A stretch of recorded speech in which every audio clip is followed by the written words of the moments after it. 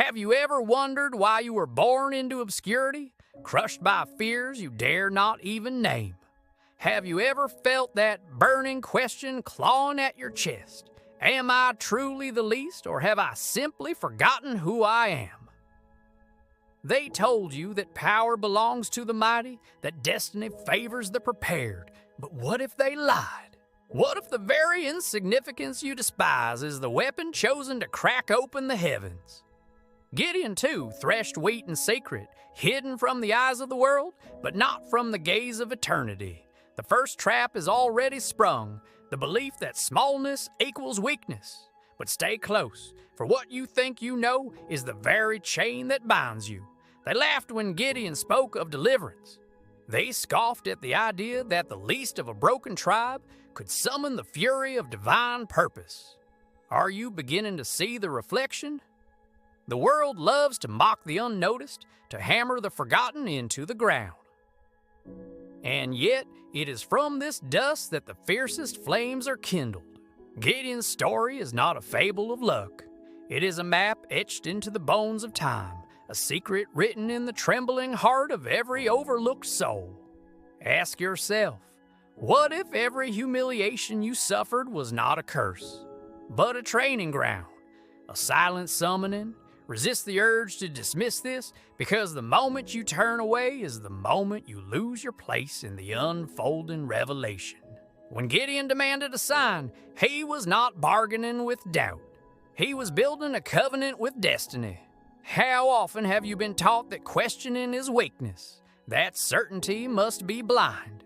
This is the second chain, the belief that faith means silence. But Gideon wrestled with the very fabric of the unseen and dared to demand proof.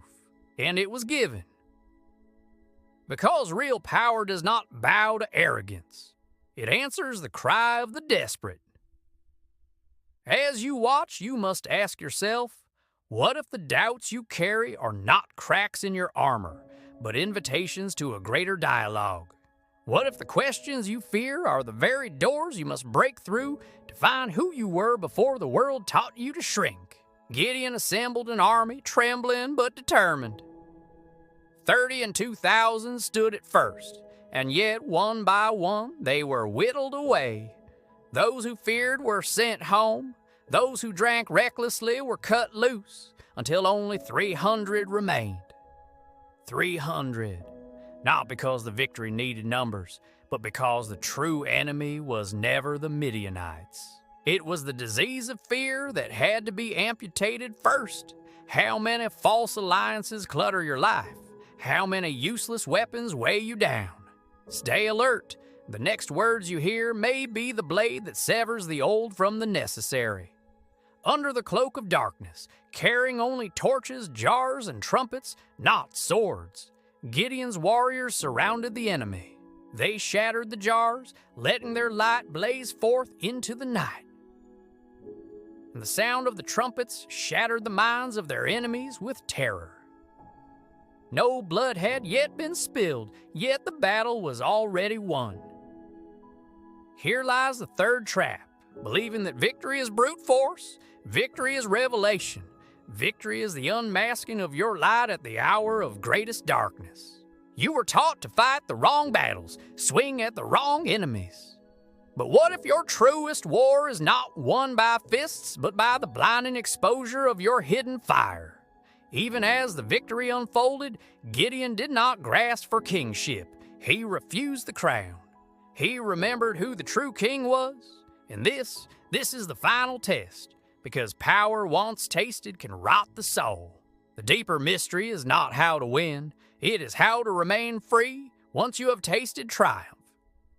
Gideon's greatest legacy was not his victories, but his refusal to become the very tyrant he once feared.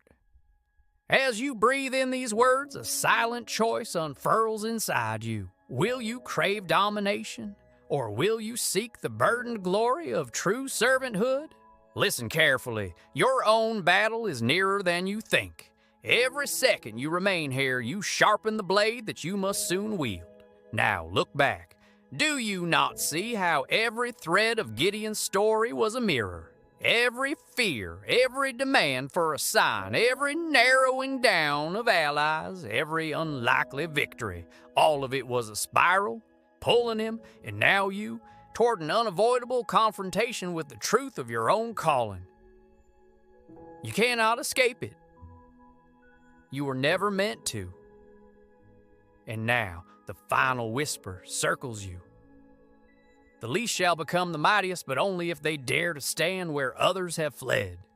And so I ask you, are you ready to break your jar, expose your flame, and terrify the darkness itself? Or will you turn away, forever wondering what might have been?